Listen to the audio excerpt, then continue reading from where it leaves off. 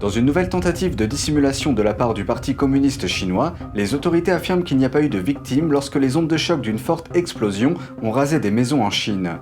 Mais les habitants disent le contraire. Pékin s'efforce de faire taire les discussions sur le massacre de la place Tiananmen en 1989. La police de Hong Kong a fait une descente dans les locaux d'un musée consacré à l'hommage aux victimes du massacre. Un Chinois est condamné à une peine de prison par un tribunal américain pour avoir transféré une technologie sous-marine des États-Unis vers la Chine. Bienvenue dans Regard sur la Chine, je suis Vladian Huitens. Avant de commencer, je vous rappelle que nous disposons d'une nouvelle chaîne YouTube sur internet, NTD Actualité. Je vous invite à vous y abonner pour regarder les nouvelles. La province chinoise du Henan a été le théâtre d'une explosion considérable. Le champignon qui en a résulté s'élevait à une hauteur de plusieurs étages.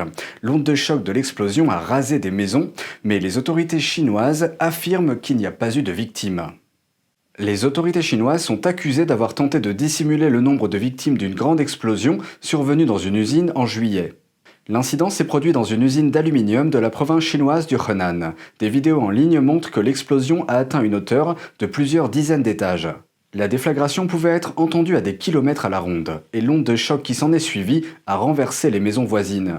Les autorités chinoises affirment que cette grande explosion n'a fait aucune victime. Mais une habitante de la région dit qu'au moins 5 ou 6 personnes sont mortes. Nous avons déformé sa voix pour protéger son identité. The shockwave from the explosion was very powerful. It knocked over people's houses. It crushed 5-6 people. Right now, the government doesn't allow any mention of the explosion. They want us to say it was because of the floods. Les fondations de la maison de Madame Liu se sont détachées lors de l'explosion. Elle a déclaré que vivre dans la maison était dangereux.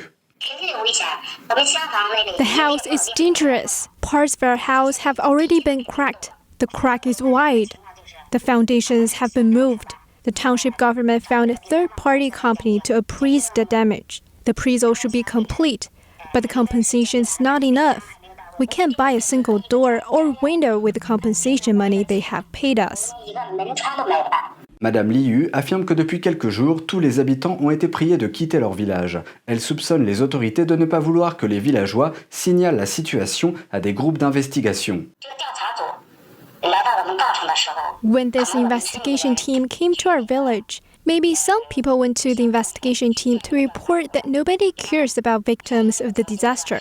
2 or 3 days after that happened, all our villagers were asked to leave. The notice stated that they were not allowed to go home before the 15th. Un autre habitant du même village affirme que plus de 20 personnes ont été blessées par l'explosion. La police de Hong Kong a effectué une descente jeudi dernier dans les locaux d'un musée fermé. Ce musée est dédié aux victimes du massacre de la place Tiananmen en Chine en 1989, lorsque le régime a brutalement réprimé les manifestants pro-démocratie. Jeudi dernier, la police de Hong Kong a fait une descente dans les locaux d'un musée fermé consacré aux victimes de la répression de la place Tiananmen en Chine en 1989. Des agents ont été vus en train de charger un camion avec des panneaux d'affichage, dont un avec le logo du musée du 4 juin et un autre portant l'image d'une bougie allumée.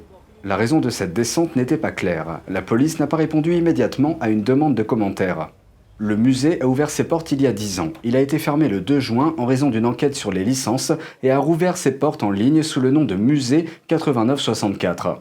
La descente a eu lieu quelques heures après qu'une douzaine de militants pro-démocratie ont été considérés comme coupables d'avoir participé en connaissance de cause à un rassemblement non autorisé lors de l'anniversaire du 4 juin de l'année dernière. Les rassemblements avaient été interdits par la police, invoquant des préoccupations liées au coronavirus. La veillée de cette année a été interdite pour des raisons similaires. Hong Kong organise traditionnellement la plus grande commémoration des victimes de la répression de Tiananmen, car la Chine continentale interdit de tels rassemblements et censure fortement le sujet. Mercredi, la police a arrêté la vice-présidente Cho Hang-tung et 3 autres membres de l'Alliance de Hong Kong pour le soutien des mouvements démocratiques patriotiques en Chine pour non-respect des exigences de la loi sur la sécurité nationale.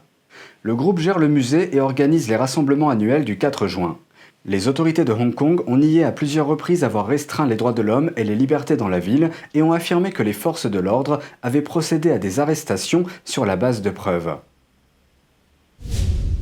Un homme d'affaires chinois a été condamné mercredi à 2 ans de prison pour avoir exporté illégalement des technologies marines des États-Unis vers la Chine. Le biologiste marin Qin Shuren était accusé d'avoir aidé l'armée chinoise à développer sa technologie sous-marine. Il a fondé une entreprise chinoise qui vend des outils spécialisés pour étudier l'océan. Il a admis avoir exporté illégalement 60 hydrophones vers la Chine. Il s'agit de dispositifs d'écoute sous-marine d'une valeur totale de 100 000 $.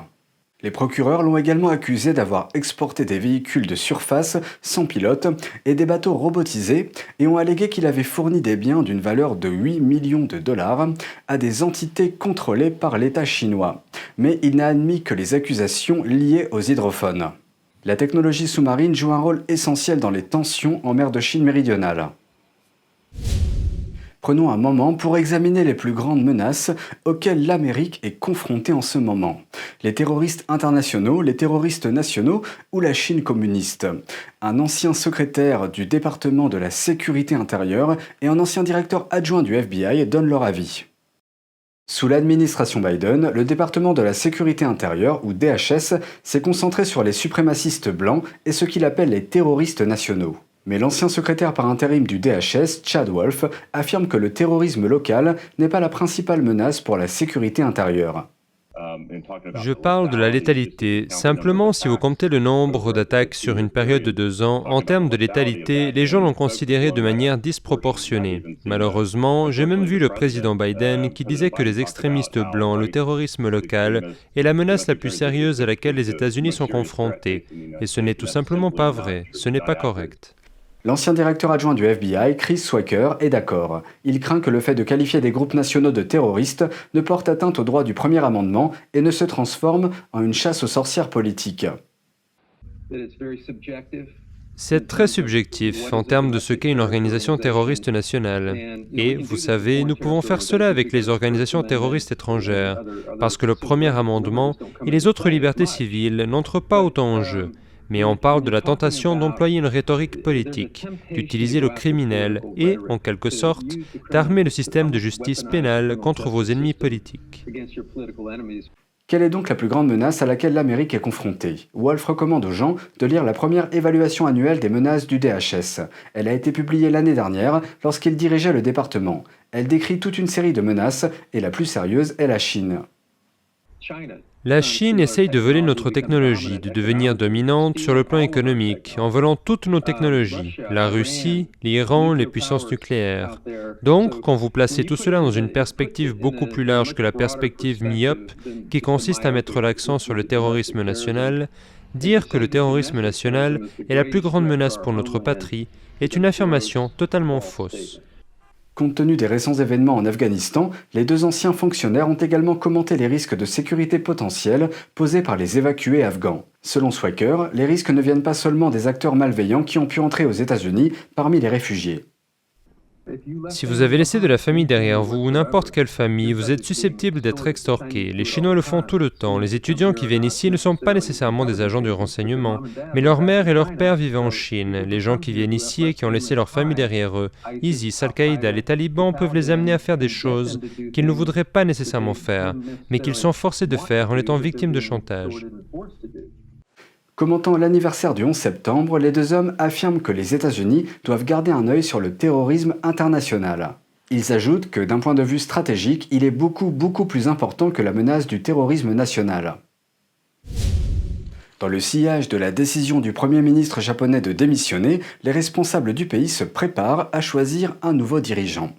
Un leader qui appliquera une politique stricte envers la Chine. Il y a environ 2 semaines, le Premier ministre Yoshihide Suga a annoncé qu'il ne s'attachera pas à un second mandat. Cela s'inscrit dans un contexte de baisse constante de sa cote de popularité. Cette décision soudaine a mis en agitation la course à la reprise de la direction du Japon et probablement les élections nationales qui devraient avoir lieu peu après. Le Parti libéral-démocrate au pouvoir au Japon choisira un nouveau dirigeant vers la fin du mois de septembre. Et le nouveau leader deviendra le prochain Premier ministre du Japon. Parmi les principaux candidats à la succession de Suga figurent 2 anciens ministres des Affaires étrangères, Fumio Kishida et Taro Kono. Tous 2 se sont prononcés en faveur d'un renforcement des défenses du Japon. Une réponse aux activités militaires agressives de la Chine autour de Taïwan et des îles du sud du Japon. Parmi d'autres candidats, on note Sanae Takaichi, ancienne ministre de l'Intérieur et des Communications. Elle deviendrait la première femme Premier ministre du Japon si elle réussit. Un ancien ministre de la Défense, Shigeru Ishiba, et enfin Seiko Noda, un ancien ministre des Affaires intérieures. Quelle que soit la personne aux commandes, la nouvelle administration japonaise devra faire face à des défis difficiles, notamment de la part de Pékin. Et c'est tout pour aujourd'hui, merci d'avoir suivi Regard sur la Chine, on se retrouve demain pour une nouvelle émission, prenez soin de vous et à bientôt.